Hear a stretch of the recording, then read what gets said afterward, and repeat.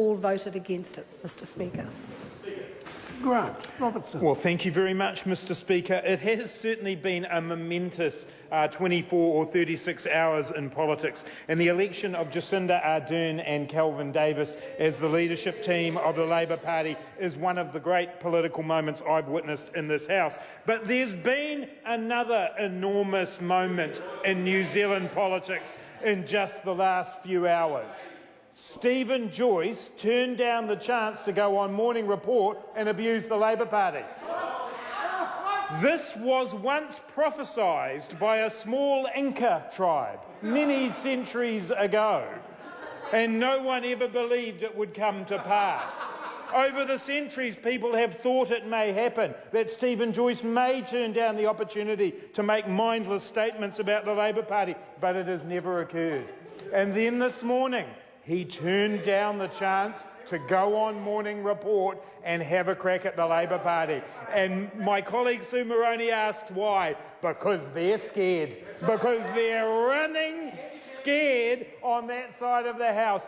Bill English and Jonathan Coleman sitting there today in the front row with no idea what to do in the face of a Labour Party led by Jacinda Ardern and Kelvin Davis. Mr Speaker, I want to say something briefly about Andrew Little. Andrew is one of the most honourable people that I have ever worked with in politics. He's a person who has spent his entire working life trying to advance the causes of working people. Every decision that he made as a leader of the Labour Party and in his former career has been about what is best for working people, and I acknowledge his courage and his bravery in the decision that he took yesterday. I also want to speak, Mr Speaker, about Jacinda Ardern. Some people know that I shared a parliamentary office with Jacinda Ardern, and I want to put on record today that I apologise to her parents for the fact that when she entered that office, she had never drunk alcohol and didn't swear very much. Now she's a whiskey connoisseur, and I'm not going to talk about the swearing because it'll get me in trouble, but she is a person that I have known for a long time that I have huge admiration for. And one of the reasons for that, Mr Speaker, is that I regard Jacinda as a truly global citizen. Now, sometimes some members on the other side of the House and in the media like to take the mickey out of the fact that Jacinda led an organisation called the International Union of Socialist Youth. But in doing so, what she was doing was expressing her values as a global citizen, her commitment to look outwards to how she could work with people from right around this planet to make the world a better place. And she's done that from a very, very early age and continues to do it now.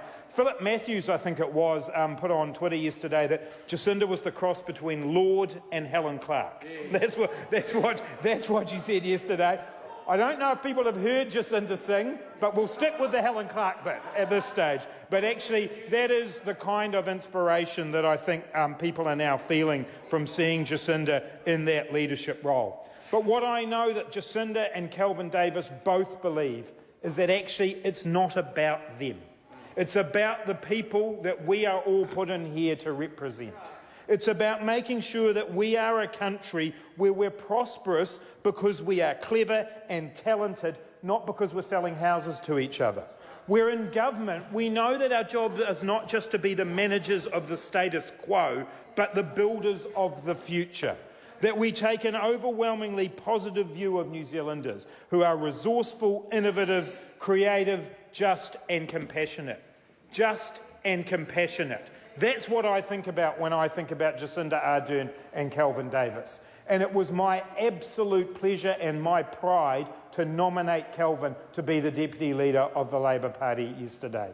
In Kelvin Davis, we have a man of huge mana, an educator from the far north of New Zealand who lives his values, who has stood up against violence, not only in this House, but in the community that he serves. Mr Speaker, I could not be prouder of the lineup that the Labour Party is taking to this election.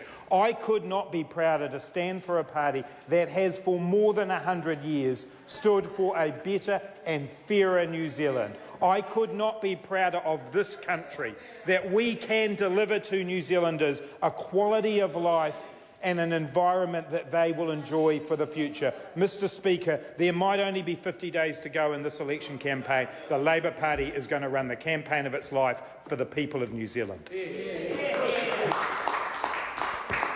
Marama Fox. Thank you, Mr Speaker, and the Labour Party is going to have to do just that to turn this bus around.